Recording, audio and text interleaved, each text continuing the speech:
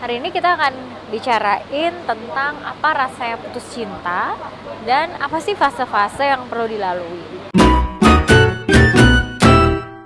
Pertama-tama kita setuju kan ya kalau yang namanya putus cinta itu pasti sakit. Tapi setelah itu apa sih yang perlu dilalui, apa yang normal sampai akhirnya seorang bisa nerima bahwa dia itu putus. Nah, putus cinta ini mirip sekali sama kalau orang habis ditinggal meninggal sama orang yang disayang. Jadi ada 5 fase yang mirip sekali dengan fase berduka atau fase grief. Yang pertama, biasanya kalau setelah putus, orang itu akan denial dulu alias menyangkal. Ini kelihatan dari kata-kata misalnya, ini kan cuma break, ini juga paling cuma sementara, kan putus selama-lamanya. Itu yang pertama. Kemudian tahap yang kedua itu mulai marah. Jadi ketika menyadari bahwa ternyata ini beneran nih putus, hubungan yang dijalani ternyata nggak balik, ternyata ini bukan sekedar break, ternyata bener-bener udah selesai. Nah, saat itu mulai muncul emosi marah. Marahnya bukan hanya ke mantan, tapi juga bisa marah ke stimulus yang ada di sekitar kita. Kalau bahasa sehari-harinya seperti jadi senggol bacok gitu. Nah, ini normal sebenarnya pada tahap-tahap awal baru putus, rasanya kan masih kepengen menjalin hubungan, tapi kenapa ini berakhir? Ya udah muncullah rasa marah. Jadi buat kamu yang masih suka marah-marah sebenarnya itu wajar, tapi jangan terusan aja sih. Nah, habis itu yang ketiga adalah fase bargaining atau tawar-menawar. Jadi setelah marah udah tahu ini nggak bisa dilanjutin, akhirnya mulai nawar-nawar nih.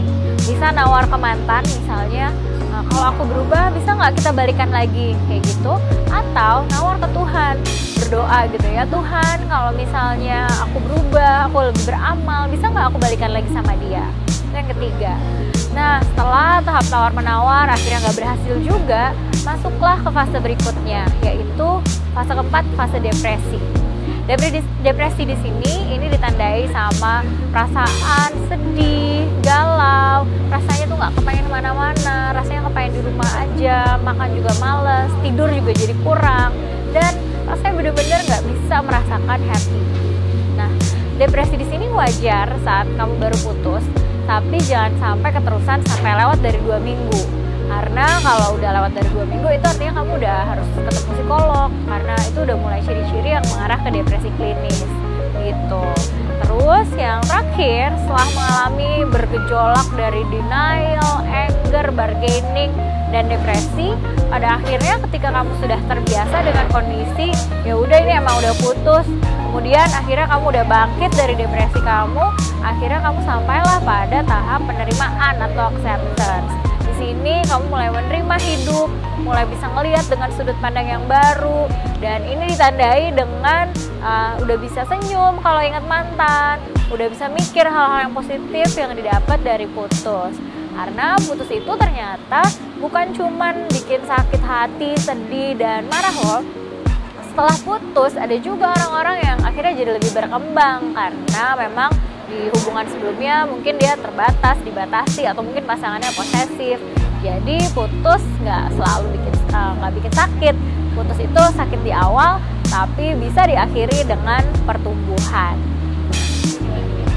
Nah, kalau kamu udah berhasil nyampe di tahap penerimaan, ada baiknya kamu belajar dari hubungan sebelumnya dan move on to the next stage.